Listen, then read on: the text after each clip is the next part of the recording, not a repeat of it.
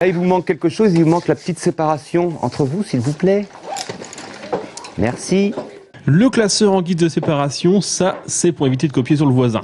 Car durant 3 jours, ces élèves de CM2 de l'école Pierre et Marie Curie à Mons ont planché sur leur première évaluation d'acquis. Ça consiste à faire le point sur les besoins des élèves de CM2 au mois de janvier, de façon à pouvoir, entre janvier et juin où ils vont quitter l'école, mettre en place les aides, les remédiations s'il y a besoin, de façon à ce que ces élèves entrent de façon efficace, si on peut dire, en 6e au collège. Le souci, c'est que, effectivement, là en mathématiques, en l'occurrence, ils ont fait des exercices tout à l'heure, ils ont été amenés à résoudre des exercices qu'on n'a pas revus cette année. Notamment la division avec un quotient décimal à virgule. Bon, en théorie, c'est effectivement au programme.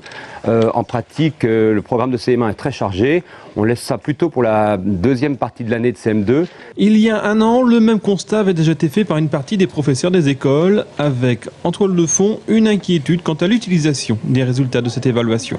Les craintes, c'est la mise en concurrence des écoles et qu'on se retrouve avec des écoles justement qui seraient moins bien notées et sans prendre en compte les critères socio-économiques du secteur, et qu'on se retrouve avec des écoles ghettoisées et puis des écoles qui seraient mieux classées. C'est pas ça l'école publique. Chaque parent a les résultats de son enfant et les résultats du département. Les craintes l'année dernière de classement des écoles se sont révélées sans fondement, puisque tout le monde a pu constater qu'il n'y avait pas de classement. Il n'y a pas eu de classement établi l'année dernière.